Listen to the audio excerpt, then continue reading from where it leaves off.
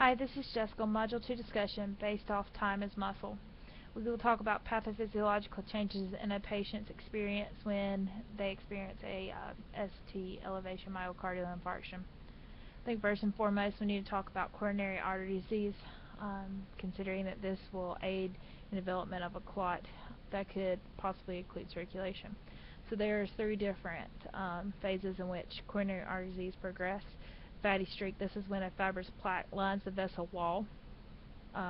Then you go into fibrous plaque. This is when a fibrous plaque is encapsulated by collagen.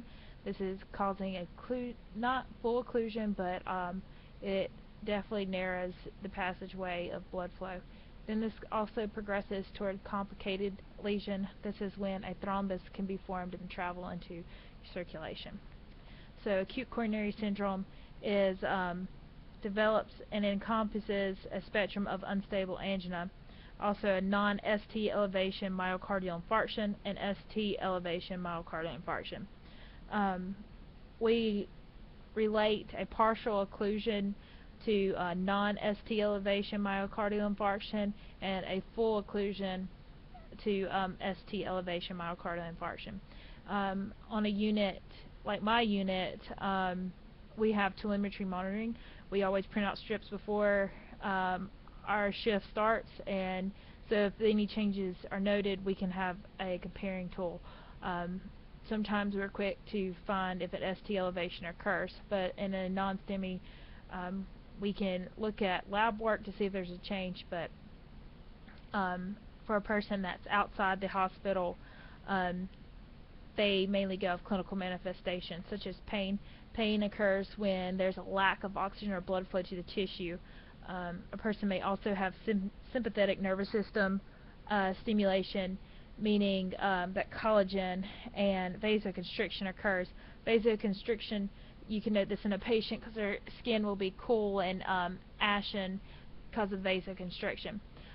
Also, a person will have a fever that can occur because of the inflammatory process occurring, and nausea and vomiting related to the pain that occurs. So when a person has these signs and symptoms, whether by EMS comes to bring them to the hospital or they show up in the ED, first an EKG is done to note if any changes occur. If it's confirmed, of course, aggressive treatment. Already an aspirin probably be put in place with usually 325 milligrams we given and asked to be chewed. When the discussion board says time is muscle, that's meaning that when there's an occlusion, everything behind that occlusion is lacking the oxygen and perfusion that it needs. So it'll turn anoxic and die. Of course, we don't want any cardiac tissue to die, so reperfusion is a must. There are several things that we can do to reperfuse tissue.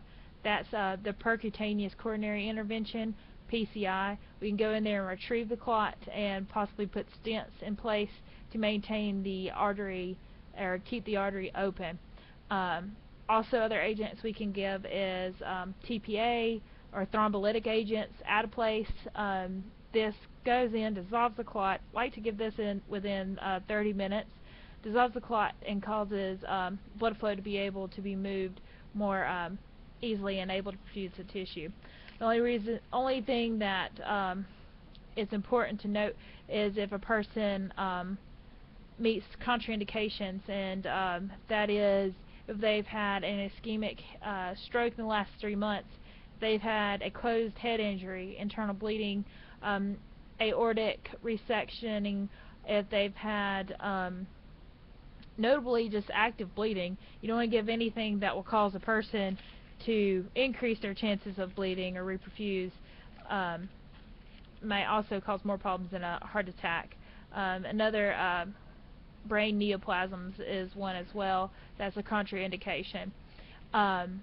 So time is tissue, time is muscle, meaning that we want oxygen and perfusion to the area that is occluded. And to do that, we have to remove the occlusion either through PCI, thrombolytics, agents.